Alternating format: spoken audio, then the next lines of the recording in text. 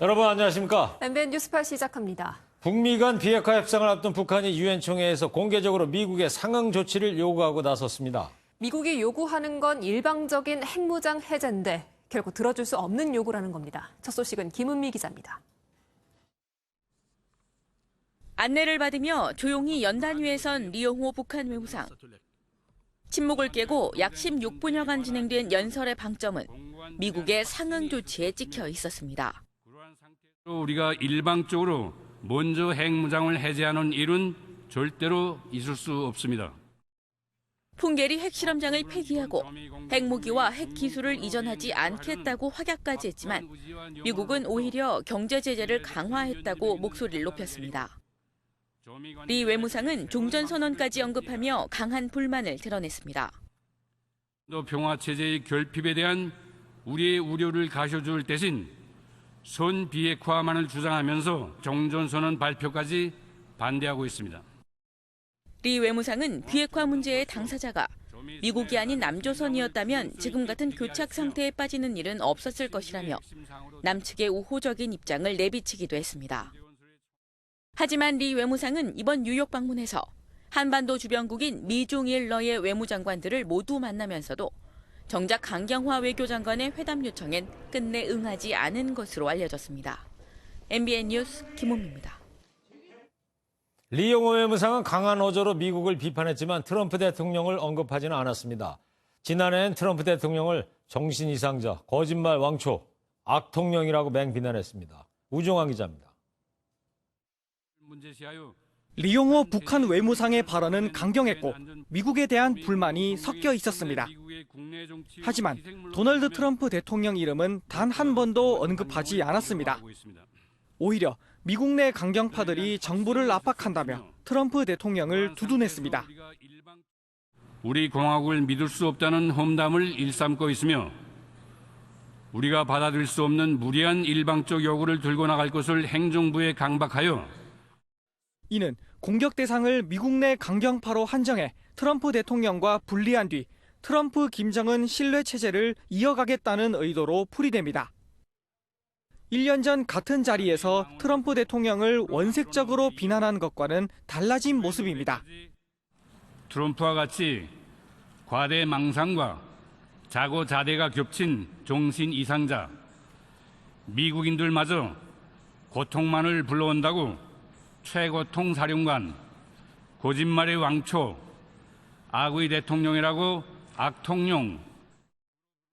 이번 연설에서 리 외무상은 신뢰를 강조하거나 불신을 비판하는 표현만 18차례, 비핵화와 평화라는 단어를 각각 7번, 19번 사용하기도 했습니다.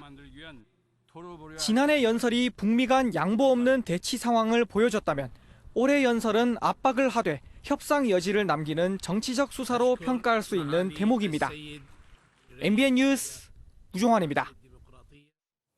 이에 화답하듯 도널드 트럼프 미 대통령은 김정은 북한 국무위원장과 사랑에 빠졌다고 말했습니다.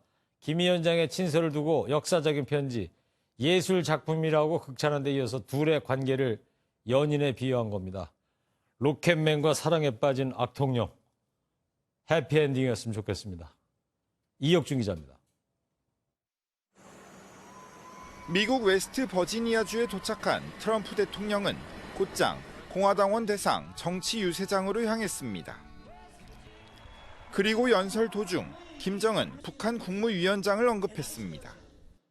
When I did it, and I was really being tough, and so was he, and we would go back and forth, and then we fell in love.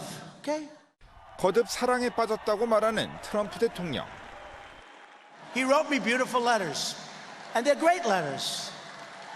We fell in love. 이어 6.25 전쟁 때 전사한 미군 유해를 송환받은 사실을 큰 성과로 내세웠습니다. 트럼프 대통령은 지난 26일에도 김 위원장에게 2통의 특별한 편지를 받았고 예술작품 같았다고 표현한 바 있습니다. 트럼프 대통령이 이처럼 김 위원장을 극찬하는 건 탄핵 위기에 놓이면서 중간 선거에서 공화당의 패배 가능성이 커졌기 때문입니다. 미국 내 정치 상황이 북한 비핵화를 둘러싼 북미 협상에 어떠한 영향을 미칠지 주목됩니다. MBN 뉴스 이혁준입니다. 북한에서도 관계 개선 메시지를 보내고 있습니다. 체제 선전장으로 쓰이던 주중 북한 대사관 외부 게시판엔 평양 정상회담 사진이 걸렸고 이처럼 처음으로 태극기가 등장했습니다. 그리고 청와대엔 풍산개 한 쌍도 보냈다고 합니다. 최중락 기자입니다. 주중 북한 대사관의 외부 게시판. 문재인 대통령과 김정은 위원장의 평양 남북정상회담 사진으로 도배됐습니다.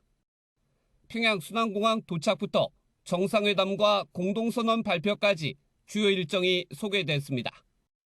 한반도기 배경으로 양 정상이 두 손을 번쩍 들어 올린 사진과 백두산 천지 방문 등 역사적인 장면도 담겼습니다. 특히 전용기 사진이 실리면서 꼬리 날개 부분에 선명한 태극 마크가 그대로 게시됐습니다.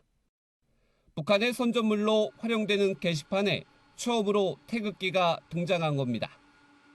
직전에는 시진핑 중국 주석과 트럼프 미 대통령이 함께 실렸지만 이번에는 빠졌습니다. 남북 정상이 적어도 비핵화 방향으로 한 뜻으로 힘을 모아서 간다라는 그런 메시지를 미국과 중국에 전하기 위한 그런 생각을 가지고 한 게 아닌가 이런 생각을 해볼 수 있을 것 같아요. 김정은 위원장이 지난 27일 판문점을 통해 풍산개 한 쌍을 보내온 사실도 뒤늦게 알려졌습니다. 청와대는 이름은 송강과 고미로 김 위원장 부부가 지난 18일 몽당감 만찬에서 선물하겠다는 약속을 지킨 것이라고 밝혔습니다. MBN 뉴스 최중락입니다. 내일부터 판문점 공동경비구역과 비무장지대에서 지뢰 제거 작업이 시작됩니다. 평양 남북 정상회담에서 체결된 군사 분야 합의 내용에 대한 첫 실천 작업입니다. 연장현 기자입니다. 공동경비구역 내 갈대숲에서 지뢰를 밟아 위험에 빠진 남측 병사. 앞으로 이런 모습은 그야말로 영화에서나 보던 장면이 될 예정입니다. 내일부터 오는 20일까지 남과 북이 공동으로 판문점 공동경비구역 JSA 일대의 지뢰 제거에 나서기 때문입니다. 지뢰 제거 작업을 마치고 나면 남과 북 유엔사 3자 협의체는 JSA 비무장에 대비한 근무 규칙과 합동근무 형태 등을 논의할 예정입니다. 비무장지대 DMZ 일부 지역에서는 남북 공동 유해 발굴을 위한 지뢰와 폭발물 제거 작업이 시행됩니다. 강원도 철원 화살머리 고지 일대에서 시범적으로 벌어질 작업은 2달간 이어질 계획인데 남북은 원활한 유해 발굴 작업을 위해 이 지역의 남북 간 폭 12m 도로도 개설하기로 했습니다. 이 지역에는 국군 전사자 시신 200여 구와 유엔군 유해 300여 구가 묻힌 것으로 추정되는데 이르면 내년 4월부터 공동 발굴이 가능할 전망입니다. 전쟁 없는 한반도가 시작되었습니다. 남과 북은 오늘 한반도 전 지역에서 전쟁을 일으킬 수 있는 모든 위험을 없애기로 합의했습니다. 이런 가운데 해병대 병장 7명은 서북도서 지역 지뢰 탐지 및 제거 작전 임무 완수를 위해 12월 초로 전역을 미뤄 눈길을 끌었습니다. MBN 뉴스 연장현입니다. 인도네시아 슬라웨시 섬에서 발생한 강진과 쓰나미로 최소 832명이 숨진 것으로 확인됐습니다. 아직 피해가 확인되지 않은 지역도 많아서 수천 명의 추가 사망자가 나올 가능성도 커지고 있습니다. 김영현 기자입니다.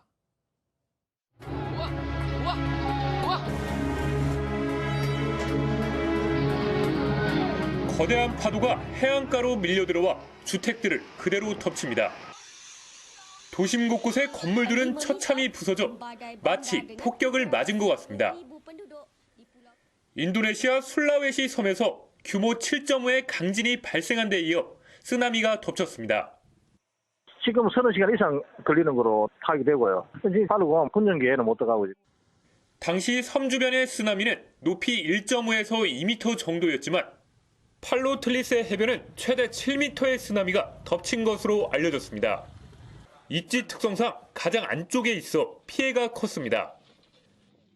확인된 사망자만 832명. 동갈라 지역은 아예 통신이 끊겨 피해 상황조차 알 수 없습니다.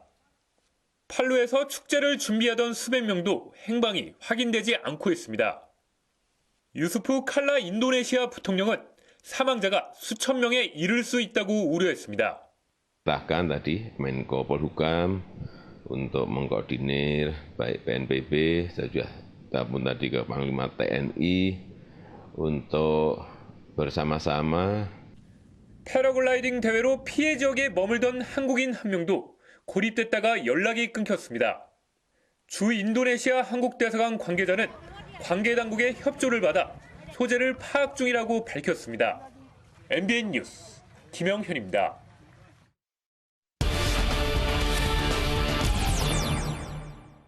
네, 인도네시아 술라시 섬에서 발생한 강진으로 피해가 눈덩이처럼 불어나고 있습니다. 3m 높이 쓰나미의 속수무책이었고 쓰나미 경보마저 사전에 해제가 돼서 논란이 또 일고 있습니다. 조경진 기자와 뉴스 추적해보겠습니다. 조 기자, 지금 상황 어떻습니까?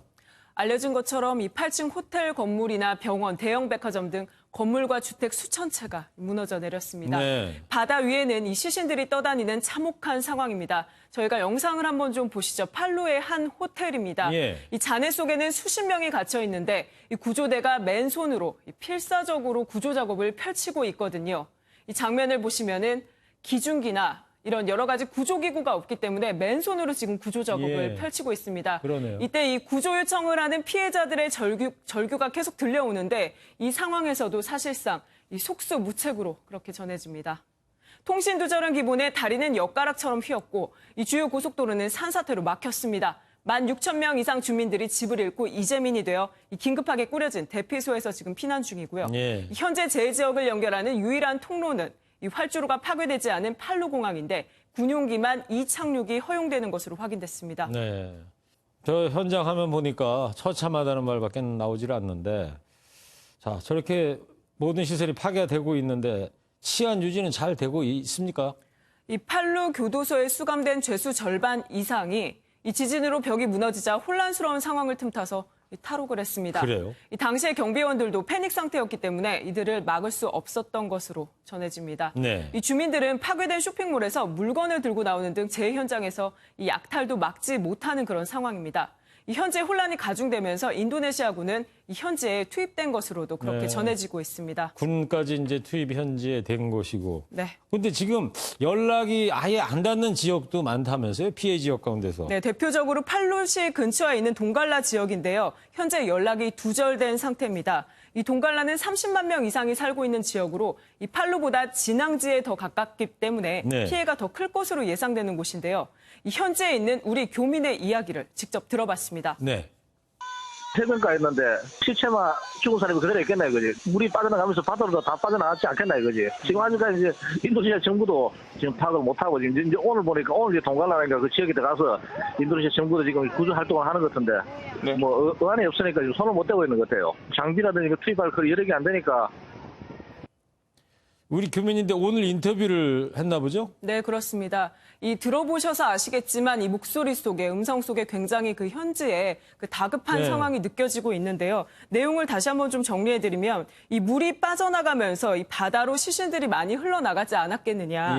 그리고 이제 동갈라 지역에는 사실 지금 정부도 구조활동을 하지 못하고 있다. 장비라든지 그런 여러 가지를 투입할 여력이 안 되는 것으로 보여진다. 그렇게 말을 하고 있습니다.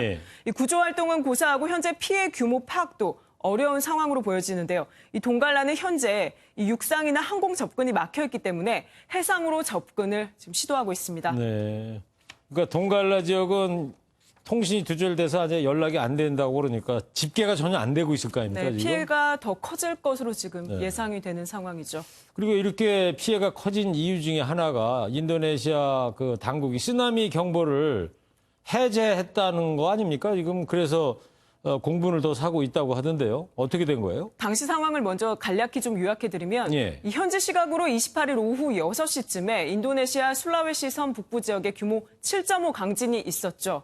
인도네시아 기상기후지질청이 쓰나미 경보를 내렸습니다. 근데 어떤 이유인지 모르겠지만 34분 만에 쓰나미 경보를 해제했고 이후에 쓰나미가 들이닥쳤습니다. 이 쓰나미가 최고 6m 파고 해변을 시속 400km 속도로 덮쳤는데요. 당시 인근 해변에서는 수백 명이 이 축제를 준비하다가 변을 당했습니다. 이 스토퍼 인도네시아 재해당국 대변인은 이 쓰나미가 올 때 주민들은 해변에서 여전히 평상시처럼 행동했고 즉각 달아나지 않아 그들은 희생자가 됐다. 이렇게 밝혔습니다. 네. 쓰나미 경보만 해제하지 않았어도 저 해변에서 저렇게 축제 준비를 하거나 그러진 않았을 것 같은데요. 그래서 더 인명피해가 컸다는 건데. 네. 근데 왜 경보를 내렸다가 왜 해제를 했다는 겁니까? 한마디로는 매뉴얼에 따라 조치를 취했다. 이런 입장입니다. 매뉴얼이요? 네. 인도네시아 기상기후지질청은 이 팔루 근처에는 조류 관측 설비가 없었기 때문에 다른 자체의 데이터 그리고 절차에 따라서 쓰나미 경보를 해제했다 이렇게 밝혔습니다. 실제로 관측 장비는 팔루에서 200km 정도 떨어진 곳에 있던 것으로 확인됐는데요. 이 측정기에 따르면 6cm 파고만 기록됐기 때문에 이 정도 수치로는 팔루 근처의 이 대형 파고를 설명할 수 없었던 상황이다. 이렇게 덧붙였습니다. 네, 뭐 자연재해긴 합니다만 거기에 또 사람들의 잘못이 컸군요. 네. 그것도 인도네시아 하면은 이제 불의 고리 위에 있는 데다가 지진이나 쓰나미가 잦은 곳 아닙니까? 그래서 대처 매뉴얼이나 경험도 많았을 것 같은데 왜 이렇게 피해가 커졌는지 모르겠습니다. 네, 그렇기 때문에 더 이번 쓰나미 대응 태도에 대한 이 비판 매우 거셉니다. 창피하다, 화가 난다, 경보가 해제됐는데 쓰나미는 발생했다 등 여러 의견이 SNS에서도 지금 전해지고 있습니다. 사망자가 현재까지 집계된 게 이 832명이죠. 하루 만에 두 배 정도 이렇게 늘었습니다. 네. 당분간은 비난이 폭주하고 울분이 빗발칠 수밖에 없을 것으로 보입니다. 이 부분에 대해서는 이 피해 국민들이 이해할 수 있는 명확한 설명이 더 필요할 것으로 보여집니다. 그래요. 뭐 만약입니다만 쓰나미 경보만 잘 이루어졌어도 지진이 발생한 뒤 대부분 사람들이 이제 고지대로 대피했을 거고 피해도 좀 줄었을 것 같은데. 네. 네. 하여튼 뭐 지금부터라도 피해자 줄일 수 있는 방안이 마련됐으면 하는데 모두가 하여튼 현재 최선을 다해줬으면 하는 바람입니다. 조경진 기자였습니다. 청와대 업무추진비 사용 내용 의혹을 제기한 자유한국당 심재철 의원이 기자회견을 열고 청와대 해명을 조목조목 반박했습니다. 감사원의 재감사도 요구했습니다. 먼저 윤석정 기자입니다. 심재철 자유한국당 의원은 기자회견을 열고 업무추진비와 관련된 청와대의 해명을 또다시 반박했습니다. 재정정보 시스템에는 정책 자문료와 회의 참석 수당이 별개로 구분되어 있다며 인수위가 없어 자문료로 줬다는 주장은 꼼수라고 비판했습니다. 총무비서관은 명백한 편법인 꼼수 수당을 대통령 재가를 받았다고 대통령 책임으로 돌리고 있습니다. 이어 지난 5월 감사원 감사에 업무 추진비는 중점 감사 대상에서 제외됐다며 재감사를 촉구했습니다. 심 의원은 또 정부의 예산 집행 지침에 따르면 사우나를 포함한 위생업종은 업무 추진비를 쓸 수 없다고 주장했습니다. 업무 추진비로 사우나비를 지불할 수 없는데도 경찰 사우나비로 썼으니 문제없다는 도덕적 해이한 기강의 기가 찰 노릇입니다. 심 의원은 24시간이라면 업무 추진비로 심야에 술을 먹어도 되는 거냐며 국회 대정부 질문을 통해 청와대의 세금 낭비를 지적하겠다고 말했습니다. MBN 뉴스 윤석정입니다. 심 의원의 계속된 의혹 제기에 민주당이 대응에 나섰습니다. 과거 심 의원이 수억 원의 업무 추진비를 썼던 사실을 비판하는 등 여야가 치열하게 공방을 벌이고 있는 상황입니다. 김문영 기자입니다. 심재철 자유한국당 의원이 연일 청와대 업무 추진비를 문제 삼자 더불어민주당이 발끈했습니다. 박범계 의원은 심 의원의 과거를 들추며 법적, 도덕적 검증은 그럴 만한 자격이 있을 때 호소력이 있다고 비판했습니다. 19대 국회에서 민간인 불법 사찰 국조특위위원장을 맡았던 심 의원이 두 차례 회의를 열고도 9천만 원을 받아갔고 2년 부의장을 지낼 때는 6억 원의 돈을 타갔다는 겁니다. 박경미 원내대변인도 논평을 통해 현행법 위반 행위인 자료 공개를 멈추고 정기국회 일정인 국정감사에 성실히 임할 것을 촉구했습니다.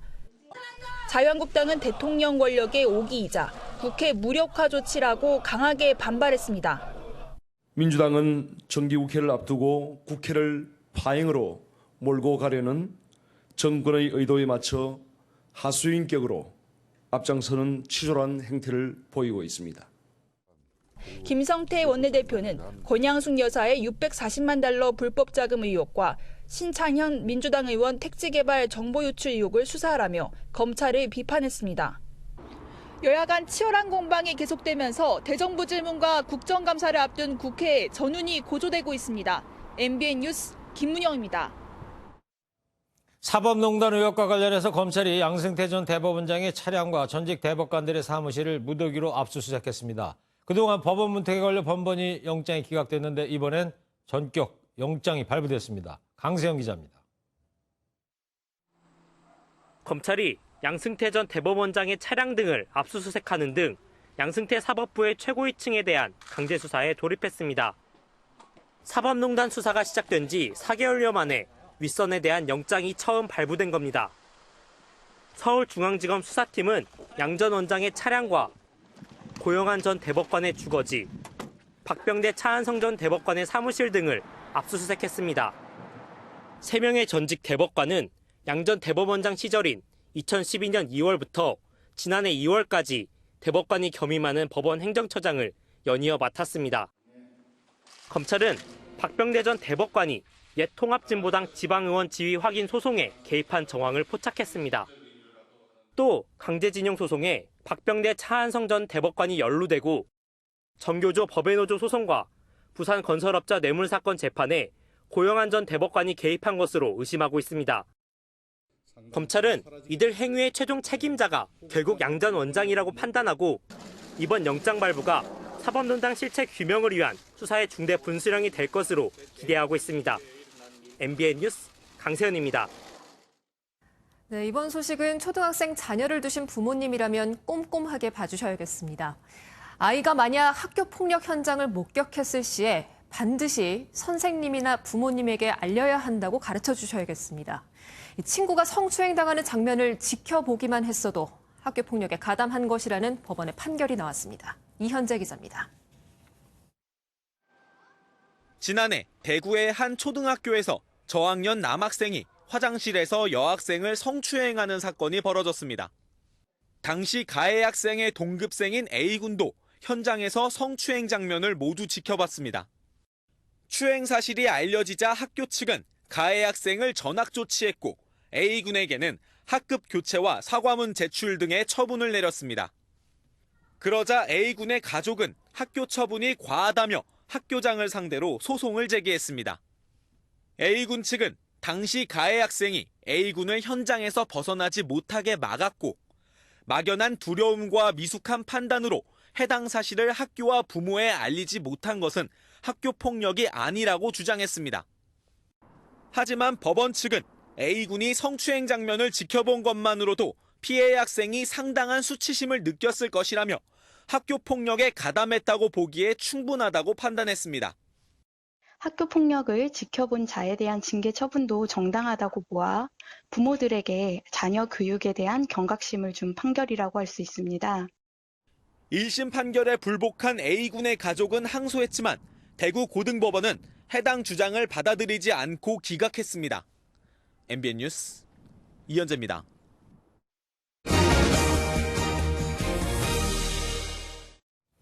가을이 오면 지역 특색에 맞는 축제가 시작되지 않습니까? 네, 지금 경남 하동에는요, 단일 면적으로는 전국 최대 규모인 가을꽃 축제가 펼쳐지고 있대요. 네, 저기 있네요. 그러게요. 어떤 꽃이 피었대요? 지금 뒤에서 보시다시피 이 너른 들판에 코스모스의 메밀꽃 그리고 해바라기까지 만개했다고 하는데요. 더욱이 나이 드신 농민들은요, 벼 대신에 꽃을 심어서 경관 직불금도 받는다고 해요. 뭐 어르신들 입장에서야 뭐 꼭 먹고 알 먹는 축제겠네요. 하동시가 일 좀 하네요. 네, 강진우 기자가 소식 전해드리겠습니다. 새파란 가을 하늘 아래 수줍게 핀 코스모스 수십만 송이가 하늘거립니다.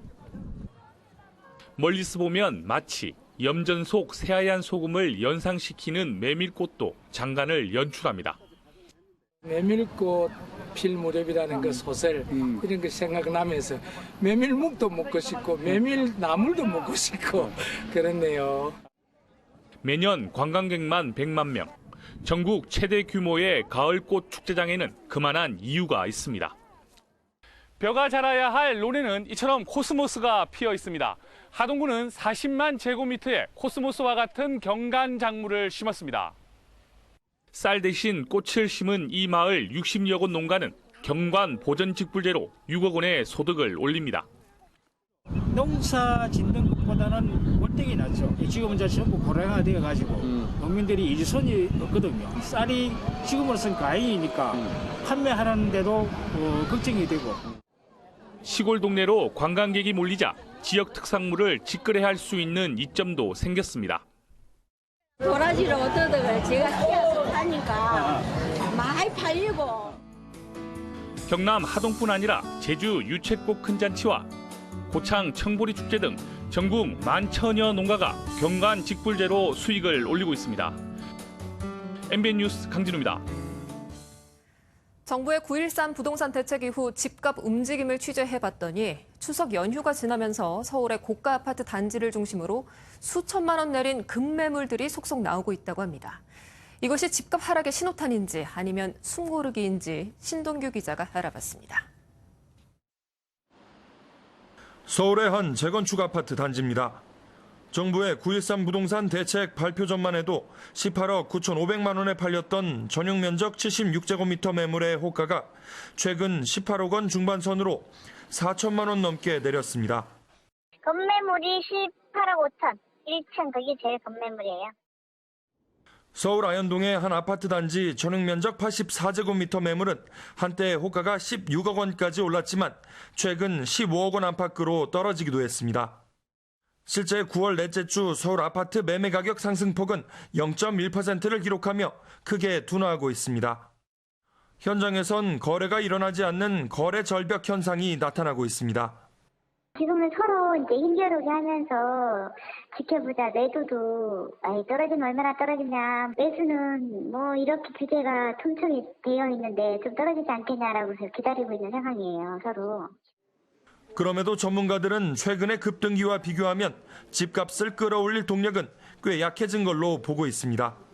만약 10월까지 거래 감소, 가격 보합 국면으로 이어진다면 11월 이후에 그 비수기에 진입하기 때문에 앞으로 부동산 가격은 더 이상 오르기는 어렵고 고강도 부동산 대책 이후 숨고르기에 들어간 서울 부동산 시장. 정부가 발표할 3기 신도시 위치가 어디인가에 따라 시장 방향에 가닥이 잡힐 거란 분석도 나오고 있습니다. MBN 뉴스 신동규입니다. 도로교통법이 개정되면서 이제 자전거를 탈 때는 의무적으로 안전모를 착용해야 합니다. 이 점을 두고 시민들의 생각은 엇갈리고 있는 상황이죠. 개정안이 시행된 지 오늘로 3일째인데 실제 시민들은 안전모를 착용하는지 또 해외 사례는 어떤지 장명훈 기자가 알아봤습니다. 주말 오후 한강 시민공원. 연인부터 가족들까지 자전거를 타는 사람들로 북적입니다. 도로교통법 개정으로 안전모를 의무적으로 착용해야 하지만 한눈에 봐도 안전모를 쓰지 않은 사람이 훨씬 많습니다. 애초에 뭐 헬멧을 들고 다니는 사람도 얼마 없고 헬멧을 빌리는 데는 여기 없잖아요. 반면 안전을 위해서 필요하다는 시민도 있습니다. 의무적으로 이렇게 안전모를 착용하다 보면 또 서로 부딪혀도 이게 사고 위험이 없어지고 그래서 안전하게 탈 수 있을 것 같아서. 안전모 의무 착용을 놓고 논란이 계속되는 가운데 일부 시민들은 해당 규정을 폐지하라는 집회까지 벌였습니다. 안전모 착용이 능사가 아니라 자전거를 안전하게 탈 수 있는 환경이 중요하다는 겁니다. 헬멧 의무화는 전형적인 탁상 행정입니다. 이로 인해 자전거 이용률은 급감할 것이고 생활 속 자전거는 점점 사라질 것입니다. 해외의 경우 대체로 착용 의무가 없는 나라가 많습니다. 영국과 덴마크 등 유럽 국가는 대부분 의무화가 아닌 데다 미국 등 일부 국가도 특정 조건의 의무화를 규정하고 있습니다. 실제 안전모 미착용으로 처벌하는 국가는 호주와 뉴질랜드 두 곳 정도입니다. 단순히 해외 사례와 비교하긴 어렵지만 자전거 이용 인구 1,300만 시대, 성숙한 시민의식은 물론 선진국 수준의 인프라 확충이 필요해 보입니다. MBN 뉴스 장명훈입니다. 미 프로야구 피츠버그의 강정호가 어제 복귀전에 이어서 오늘 선발 출장한 경기에서도 안타를 기록했습니다. 한편 LA 다저스는 6년 연속 포스트 시즌 진출을 확정했는데 류현진의 선발 등판이 유력해 보입니다. 스포츠 소식은 강영호 기자입니다. 727일 만에 선발 5번 타자로 그라운드에 올라선 강정호. 몸이 덜 풀린 듯 2회와 4회 각각 3루 땅볼과 삼진으로 물러나며 아쉬움을 삼켰습니다. 6회 무사 1, 2루 찬스에서 맞은 세 번째 타석. 과감히 초구를 노렸고 우익수 앞에 떨어지는 깔끔한 안타를 만들어냈습니다. 빅리그 복귀 후 이틀 연속 안타 행진이자 2년 공백에 대한 우려를 잠재우기에 충분한 활약이었습니다. 비록 팀은 패했지만 3루 수비에서도 안정적인 모습을 보인 강정호는 피츠버그와의 재계약 가능성을 높였습니다. 류현진의 소속팀 LA 다저스 선수들이 샴페인과 맥주 세례를 퍼부으며 난장판을 벌입니다. 샌프란시스코와의 원정 경기에서 승리한 LA 다저스는 내셔널리그 서부지구 공동 1위로 올라서며 포스트 시즌 진출을 확정지었습니다. 2013년 이후 6년 연속 포스트 시즌 진출에 성공한 LA 다저스. 빅게임 피처로 불리며 큰 경기에 강한 모습을 보인 류현진에게 포스트 시즌 선발을 맡길 가능성이 높습니다. 부상도 막지 못한 괴물 투수의 활약이 올 가을에도 이어질지 주목됩니다. MBN 뉴스 강용우입니다. 9월의 마지막 날 잘 보내셨나요? 더욱 높아진 하늘, 한층 서늘해진 공기에 가을이 깊어져가는 것을 느낄 수 있었죠. 10월의 첫날인 내일은 아침부터 낮 사이 내륙 곳곳에서 약한 비가 오겠습니다. 경기 남부와 영서 남부, 충청 북부, 전북, 경상 서부 내륙에서 5mm 미만의 비가 오겠고요. 그 밖에 중부지방에서는 낮 동안 빗방울이 떨어지겠습니다. 날은 더 쌀쌀해집니다. 찬바람까지 불면서 체감온도를 떨어뜨릴 텐데요. 내일 서울의 아침 기온 11도, 대관령은 6도로 오늘보다 2도에서 5도가량 낮겠습니다. 낮 기온도 20도 안팎에 머물겠습니다. 내일 전국에 구름 많은 가운데 서울의 낮 기온 19도로 종일 서늘함이 감돌겠습니다. 남부지방 광주의 아침 기온 14도, 낮에는 21도로 평년보다 낮겠습니다. 동해안 지역 강릉의 낮 기온 20도, 안동은 19도가 예상됩니다. 한편 해상에서는 태풍 짜미의 간접 영향으로 풍랑특보가 발효 중입니다. 물결이 높게 일겠고요. 해상과 해안가를 따라서는 바람도 강하게 불겠습니다. 모레 아침에는 강원과 경북 지역에서 서리가 내릴 정도로 쌀쌀하겠지만 개천절 낮부터는 예년 이맘때 가을 날씨를 되찾겠습니다. 날씨였습니다.